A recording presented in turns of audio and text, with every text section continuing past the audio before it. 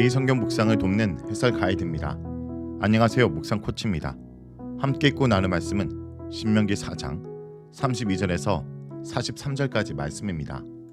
가나안에 들어갈 이스라엘에게 있어 가장 큰 도전은 우상 숭배입니다. 가나안의 종교는 그들의 주요 생업인 농경과 관련되어 있으며 이는 그들의 문화, 생활 방식, 그리고 영에 깊숙이 뿌리박고 있습니다. 모세는 강야 2세대에게 이러한 정황을 고려해 오직 여호와만이 하나님이시며 그 외 다른 신인 없다라는 유일신론을 거듭 재확인시킵니다. 32절에서 36절을 보겠습니다. 32절에서 36절은 여호와 외에는 다른 신이 없다라는 내용입니다. 모세는 강야 2세대들에게 이스라엘에 나타난 여호와 하나님의 출애굽 구속사를 상고하라고 명합니다. 이는 스스로 조사하고 생각해 보라는 것입니다. 그들이 조사해봐야 하는 기간은 창조로부터 지금까지입니다. 애굽에서부터 강야 진군에 이르기까지 이스라엘이 경험한 하나님의 임재와 초월적인 계시는 역사상 유일한 것으로서 전무후무한 특별한 계시였습니다. 그 경험은 하나님이 누구신지를 드러내주고 있습니다. 믿음은 맹목적이지 않습니다. 이스라엘은 시내산에서 우레와 번개와 나팔 소리와 산의 연기 가운데 계신 하나님을 보았고 하나님께서 하늘로부터 그들에게 말씀하시는 것을 보았습니다. 거룩하신 하나님 앞에 가까이 서서 그분의 음성을 들었음에도 그들은 죽지 않고 생존했습니다. 또한 혁명이나 전쟁을 통해서가 아니라 10가지 초자연적 재앙을 통해 하나님이 직접 개입하심으로 당시 최강대국인 애굽에서 노예 생활했던 이스라엘을 구속하였습니다. 이러한 일들은 모두 역사상 유일한 것들이었습니다. 따라서 이스라엘의 믿음은 기억에 달려 있습니다. 믿음을 위해서 더 새로운 정보가 필요한 것이 아니었습니다. 역사를 현재화하는 작업이 필요했습니다. 과거에 역사를 만드셨던 하나님이 오늘도 자신들의 하나님이 되실 수 있음을 인정하는 것이 명백한 증거 앞에서 그들이 보여야 할 태도입니다.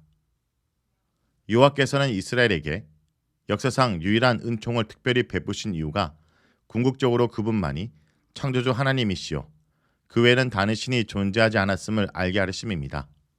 이러한 유일신 사상은 신명기의 핵심 사상이며 다실론이나 다니실론과 분명히 구별돼야 합니다. 바로를 심판하신 출애굽의 사건은 하나님의 자기 존재 증명이었습니다. 여호와의 초자연적 임재와 계시는 그분이 유일하신 하나님이심을 보이기 위함뿐 아니라 이스라엘을 교훈하고 단련시키기 위함입니다. 그 목적은 이스라엘을 하나님의 거룩한 백성과 제사장 나라로 삼아 열방의 여호와가 하나님이심을 알기 위함입니다. 이스라엘의 삶 속에서 깊이 새겨지는 지식, 경험적이고 관계적인 지식을 통해 하나님을 본능적으로 알게 하려는 교육이었습니다. 그래서 그것은 연단의 성격이었던 것입니다. 성도 여러분, 영광스러운 출애굽 구원과 시내산에서의 현현은 여호와만이 유일하신 하나님이요 자비하신 분임을 나타내는 계시적 사건이었습니다. 이를 통해 이스라엘 백성에게 여호와 외에 다른 신이 없음을 알게 하시고 여호와를 형상하거나 피조물들을 신격화하거나 우상을 만들어 숭배하는 것을 배격하고 계십니다. 지나온 신앙의 여정을 돌아보십시오. 하나님은 내게 어떤 분이었습니까? 다른 신들도 다른 주도 없다라는 말씀에 내 삶이 아멘하고 화답하고 있습니까? 내게도 이스라엘처럼 하나님과의 특별한 관계, 특별한 사랑, 특별한 사연이 있는지 돌아보기 원합니다. 다음은 37절에서 40절입니다. 37절에서 40절은 여호와 규례와 명령을 지키라 라는 내용입니다. 하나님께서 이스라엘과 언약을 맺으시고 그들을 구원해내신 원동력은 사랑입니다.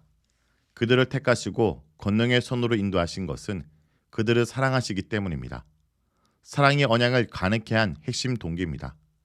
그러므로 오직 한 분이신 여호와 하나님께서 이스라엘을 사랑하셨다는 것을 명심하고 그분을 마음과 뜻과 성품을 다해 사랑해야 합니다. 사랑에 사랑으로 반응하는 것이 언약 관계입니다.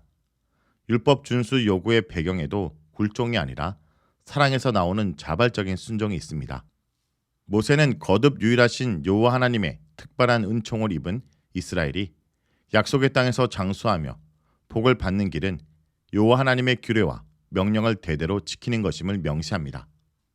성도 여러분, 이스라엘의 선택과 구원, 그리고 땅을 기업으로 주시는 것 모두 언약적인 사랑의 열매였습니다. 즉 하나님이 이스라엘의 열조를 사랑하시고 그들과의 약속을 신실하게 이루신 결과였습니다. 내 사랑 앞에 그분의 사랑이 있었고 내 선택 앞에 그분의 부르심이 있었습니다. 우리가 순종해야 하는 이유도 사랑할 수 있는 능력도 자격 없는 우리를 먼저 사랑하신 주님의 사랑이 있습니다. 다음은 41절에서 43절을 보겠습니다. 41절에서 43절은 도피성에 관한 이야기입니다.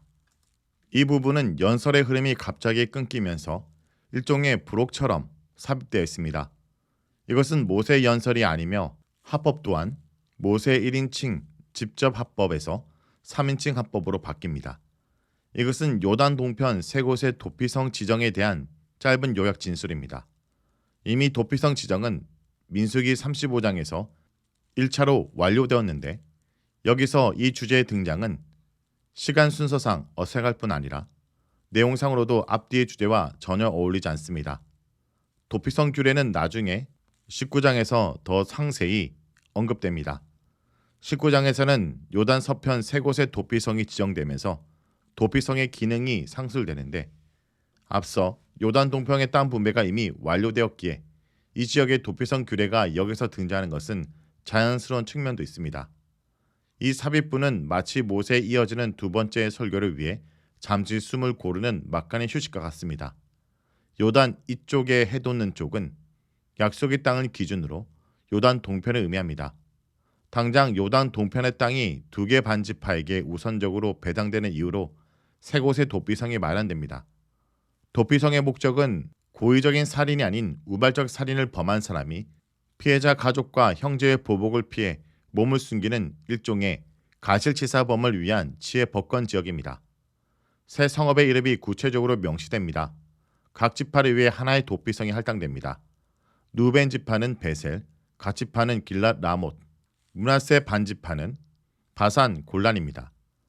가장 남쪽의 베셀은 모압 땅과 경계인 아르논 골짜기에서 가까운 곳이며 그 인근 지역은 루벤 지파의 영토입니다.